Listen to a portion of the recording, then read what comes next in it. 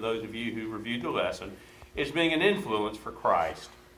And our scripture text is 1 Corinthians 9, 19 through 27, and then chapter 10, verse 31 through chapter 11, verse 1. And the essential point of this lesson, and I guess if somebody just had to get up and leave right after this, you'd pretty much have the lesson. As Christians, we should use our influence to bring others to Christ. Everyone is influenced by someone, and each of us influence someone else. The things we say, and perhaps more importantly, the things we do, can influence people for good or for ill. And as Christians, we should be using our influence for the primary purpose of bringing others to Christ. What's an ambassador? You usually think of it in a diplomatic context or the State Department, but what's an ambassador? A representative. The representative, that's exactly correct. An ambassador is someone who speaks for someone else. Show of hands, who remembers RAs? I'm looking at you, I knew good and well you did. What are RAs? Royal ambassadors. What was the key scripture for the royal ambassadors? 2 Corinthians 5:20. Somebody read that for us.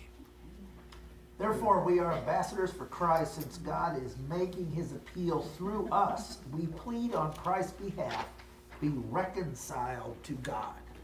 Each of us that is a Christian are ambassadors. We're ambassadors for the King. We're ambassadors for Christ. And RAs is not something that was just a group, although I think there still are RAs in certain churches, I don't think in our church, but it's not something that was, that we did 40 years ago or whatnot.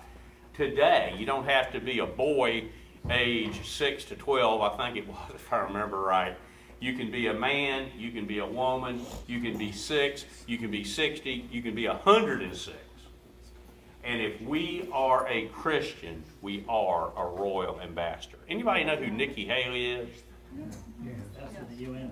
She's the ambassador to the UN. And we got a bunch of other ambassadors, but next to the Secretary of State, our ambassador to the United Nations is the most prominent diplomat that we have in our system of government. How do we expect Nikki Haley to conduct herself? With diplomacy. With diplomacy? In the interest of our country. In the interest of our country? And to represent the president. To represent the president, more particularly to represent us all, but yes, to represent the president. Do we expect her to act properly? Do we expect her to show up and be in some sort of scruffy condition and not really know what she's saying and just blab a bunch of stuff she shouldn't be saying? Do we expect her to be on the front pages of the newspaper? I'm not trying to get too political here. Do we expect her to show up, or any ambassador for that matter? She's just the one I know. Do we expect her to be on the front page of the newspaper because she got arrested for doing something she shouldn't have been doing? That's true. No. We expect our ambassadors to conduct themselves in a way that's consistent with their mission and honoring to those whom she serves. Now, how does God expect his ambassadors to conduct themselves? Much the same way. Showing the respect that he's due, be on time, be professional, be knowledgeable. I think that's exactly right, and that seems so simplistic, but I'm not sure we always think about it that way. We tend to focus more times than not on what we say, and the point of the verses which are our lesson today is focused in some large measure on what we do. It's pretty good, I guess, when you can use yourself as a bad example. I taught a class at a different church a couple of weeks ago that was on disciplining your body. It talked in some measure about sexual immorality, but it also, y'all may have remembered, the materials talked about gluttony. overeating. And I told the class, I said, this is a good illustration of do as I say do, not do as I do. And I was joking a little bit, but sometimes we want to have it that way. We want to say, well, here's what we say we believe, but our actions contradict our words. Somebody read Matthew 15, 7 through 8 for us. Hypocrites, Isaiah prophesied correctly about you when he said, this people honors me with their lips, but their heart is far from me. Jesus was talking to the Pharisees in these verses. And Jesus was acknowledging that they were saying the right things, but they were doing the wrong things.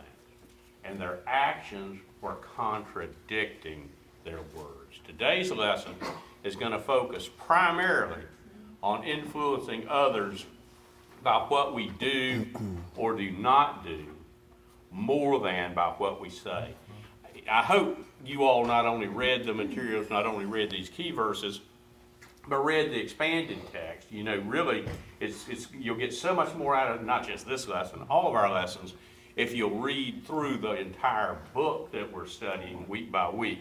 And in context, today's verses are part of a larger discussion by Paul as to whether or not a Christian could properly eat meat sacrificed to idols. Here's what's going on, just to lay the groundwork for you real quick. Corinth was a tremendously idolatrous city. The temple of Aphrodite was in Corinth. Just all sorts of immoral practices went on there. But other things that were going on is they were making animal sacrifices to these false gods. And after they had the animal sacrifices, they would take the meat and sell it in the marketplace.